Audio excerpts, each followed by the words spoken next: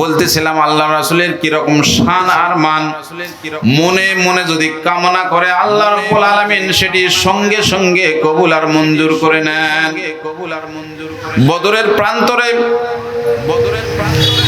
যুদ্ধ করছেন কাফেররা, যুদ্ধের সমস্ত প্রস্তুতি নিয়েছেন তারা, সশস্ত্র বাহিনী নিয়ে তারা বদরের প্রান্তরে নেমেছেন। আল্লাহ রাসূল গরীব অসহায় অবস্থা, 313 জন মাত্র তাদের সদস্য সৈনিক সংখ্যা। আল্লাহ রাসূল নিজে সেখানে গিয়েছেন। গজওয়া বলা হয় যে সমস্ত যুদ্ধে আল্লাহ রাসূল গিয়েছেন, সরাসরি অংশগ্রহণ করেছেন, সেটিকে বলা হয় গজওয়া। 23টি যুদ্ধে গিয়েছেন, মতান্তরে 9টিতে সরাসরি তিনি অংশগ্রহণ করেছেন, বাকিগুলি স্থগিত হয়ে গেছে। আর সারিয়া বলা হয় আল্লাহ রাসূল যাদেরকে পাঠাইছেন 40 থেকে 54টা যুদ্ধ সংগঠিত হয়েছে সারিয়া। এই গজওয়া আল্লাহ রাসূল বদরের প্রান্তরে সাহাবাদেরকে উৎসাহ দিচ্ছেন, আজকে তোমাদেরকে জিততেই হবে, যেমন করে হোক। যদি আজকে আমরা ঠকে যাই, পরাজয় বরণ করি, তাহলে ইসলাম দুনিয়া থেকে মুছে যাবে। আল্লাহর রাসূল পাথরের সন্নিকটে গেলেন, তিনি দুহাত তুলে অঝোর নয়নে কাঁদতেছেন, হে রব, হে আমাদের প্রতিপালক, আজকে তো আপনি উপর থেকে দেখতেছেন, আজকে যদি ইসলামটা জয়ী না হয় তাহলে চিরতরে ইসলামটা শেষ হয়ে যাবে। হে রব, হে আমাদের প্রতিপালক, আপনি অবশ্যই সহায়, আপনি আমাদেরকে সহায়তা দান করবেন। আমরা জানি, আমার অন্তর করছে আমরা এই যুদ্ধে জয়লাভ করব। 1000 সৈন্য কাফের বেঈমানের দিকে আর মুসলমানের দিকে মাত্র 313 জন। ওকাশা ইবনে মিহসান নামে এক সাহাবী, আল্লাহু আকবার ধ্বনি দিলেন, যুদ্ধের ময়দান উত্তপ্ত করে নিলেন। এক পর্যায়ে ঝাঁপায়ে পড়লেন। এক পর্যায়ে তিনি যখন প্রথম সারিতে ছিলেন, ঝাঁপায়ে পড়লেন। কিছুক্ষণ যুদ্ধ করার পরে তার তরবারিটা ভেঙে গেলেন। তরবারিটা যখন ভেঙে যায়, দৌড়ে পিছন দিকে এসে আল্লাহর রাসূল কোথায় খুঁজে খুঁজে আল্লাহর রাসূলকে খুঁজে বের করলেন। ইয়া রাসূলুল্লাহ, ইয়া হাবিবাল্লাহ। ওকাশা ইবনে মিহসান নামে সাহাবী বলতেছে, হুজুর, আমার তরবারি যুদ্ধের ময়দানে ভেঙেছে, আপনি কিছু একটা দেন। রাসূলুল্লাহ সাল্লাল্লাহু আলাইহি ওয়াসাল্লাম সামনে পিছনে চতুর্দিক দেখি কিছু নাই, একটা কাঠের টুকরা, তিনি ভাঙ্গা একটা কাঠের টুকরা তার হাতে দিয়ে দিলেন, যাও এটি দিয়ে তুমি যুদ্ধ করো।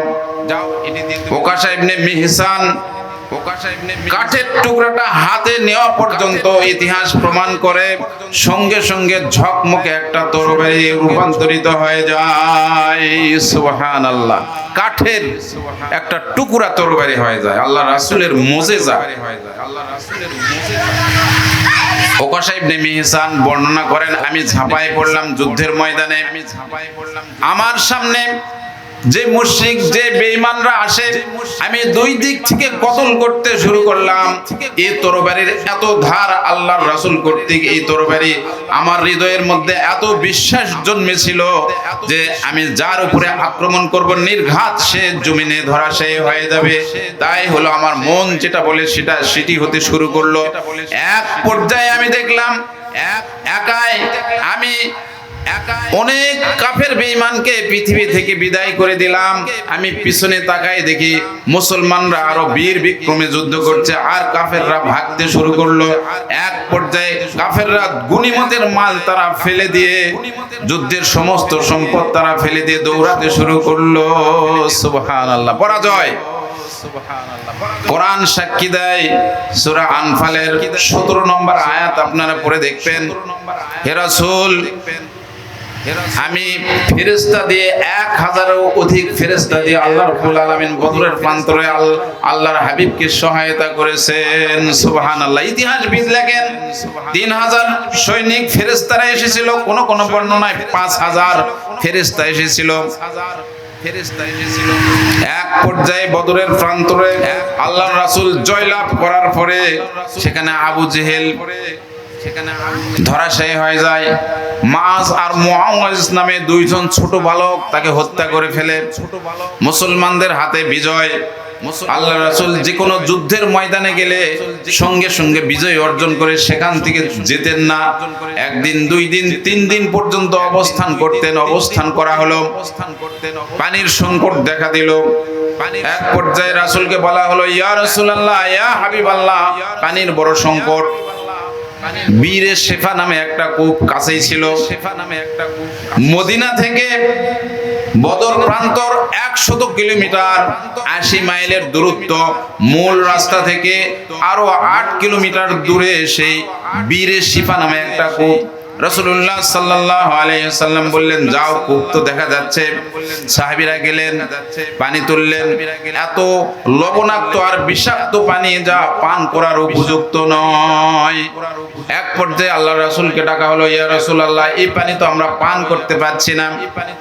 রাসূলুল্লাহ সাল্লাল্লাহু আলাইহি ওয়াসাল্লাম সেখানে বসলেন, বড় একটা পাথরের ঠেলায় বসলেন, দোয়া করলেন দুহাত তুলে, হে রব, হে আমার প্রতিপালক, পানির সংকটে পড়েছি, আপনি দয়া করে এই কূপের পানি সুমিষ্টি করে দেন। আল্লাহ রাসূল দোয়া করার পরে তার থুতু মোবারক কূপের মধ্যে ফেলে দিলেন।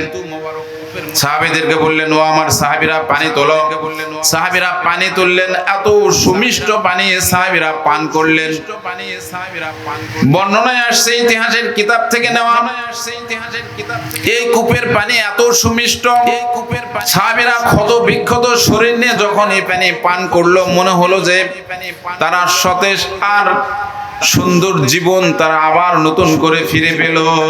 সুবহানাল্লাহ, জিকির করিলা ইলাহা ইল্লাল্লাহ, জিকির করিলা ইলাহা ইল্লাল্লাহ, লা ইলাহা ইল্লাল্লাহ, লা ইলাহা ইল্লাল্লাহ, লা ইলাহা ইল্লাল্লাহ, লা ইলাহা ইল্লাল্লাহ, লা ইলাহা ইল্লাল্লাহ, মুহাম্মাদুর রাসূলুল্লাহ সাল্লাল্লাহু আলাইহি ওয়াসাল্লাম। বীরে শিফা নামে একটা কূপ আজও রয়েছে। আল্লাহ রাসূলের জ্বলন্ত মুজিজা, বলেন সুবহানাল্লাহ। এই কূপের পানি যে পান করে, শেফায়ে আজেলা কামেলা সঙ্গে সঙ্গে সে নসিব করে। সুবহানাল্লাহ, আল্লাহর পক্ষ থেকে শেফায়ে আজেলা কামেলা তার উপরে দেওয়া হয়। সঙ্গে সঙ্গে একজন দুর্বল মানুষ যদি ওই পানি পান করে, সবল হয়ে যায়। সুবহানাল্লাহ, এত শক্তিশালী একটা পানি। আল্লাহর রাসূলের মুজিজা, জ্বলন্ত মুজিজা। সেই থেকে বদরের প্রান্ত থেকে এই পর্যন্ত, কিয়ামত পর্যন্ত ওই কূপটি থাকবে। মানুষ সেখান থেকে পানি নেয় শেফা গ্রহণ করার জন্য। শুধু তাই নয়, মানুষ ওই পানি নেওয়ার জন্য মদিনা থেকে 100 কিলোমিটার দূরে চলে যায় বীরে শিফা নামক ওই কূপের কাছে। আল্লাহর রাসূলের জ্বলন্ত মুজিজা, বলেন সুবহানাল্লাহ।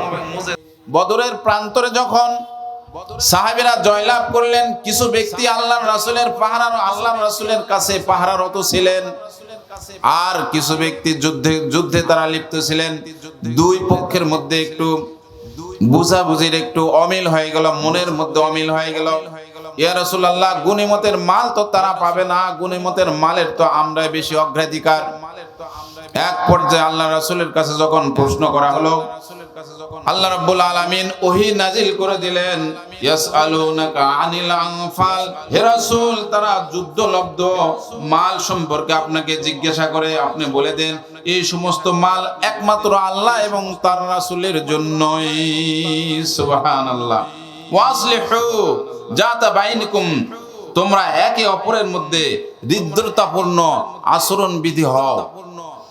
ওয়াতিউল্লাহ ওয়া রাসূলাহু, আল্লাহ এবং আল্লাহর রাসূলের ইত্তেবা করো। ইন কুনতুম মুমিনুন, যদি তোমরা পরিপূর্ণ মুমিন হতে চাও। সাহাবীদেরকে উদ্দেশ্য করে আয়াতটা নাজিল হয়েছে, কিন্তু এটি কিয়ামত পর্যন্ত সকলের জন্য শিক্ষা।